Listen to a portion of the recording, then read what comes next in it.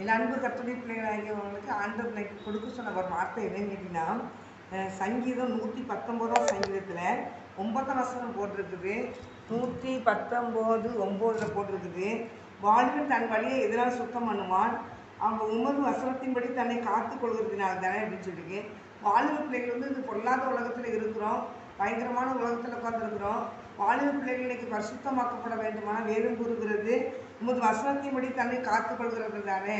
இப்போ வசனத்தை வாசிக்க கர்த்தருடைய பைபிள் வேத வாசிக்க வசனம் உள்ளே போக போக தான் நம்ம மனசில் போக போக தான் நினச்சி வசனம் நம்மளை பரிசுத்தப்படுத்திக்கிட்டே இருக்கும்.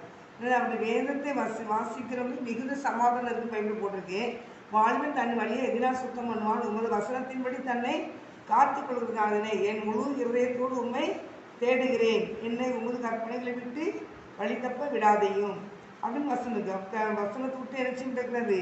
வழி தப்ப விடாதையும் அப்படின்னு சொல்லி கேட்குறாரு காளிராஜா. இல்லை தேவனுடைய பிள்ளைகளை நீங்கள் வேதத்தை வாசிங்க, வேதத்தை நீங்கள் வாசிக்க ஆண்டவர்களை பரிசுத்தப்படுத்திக்கிட்டே இருப்பார். உங்களை இங்கே பரிசுத்தம் வேணுமா, என்னால் பரிசுத்தமாக இருக்கவே முடியல, நான் எப்படியாவது ஒரு பாவத்துக்கு போய் நின்றுறேன், எனக்கு பரிசுத்தமாக வாழ என்னால் முடியலன்னு சொல்லி நீங்கள் திகைக்கலாம். ஆனால் வேதம் கொடுக்குறது வாலிபன் தன் வழி எதிராக சுத்தமானவனா வேத வசனத்தை காத்து கொள்கிறதுனால தானே. இப்போ வசனம் வாசிக்க வசனம் வந்து இதை செய்யாத, இந்த இடத்துக்கு போ, இந்த இடத்துக்கு போகாத, இப்படி நிறைய பாதைகள் கற்றுக் கொடுக்கும்.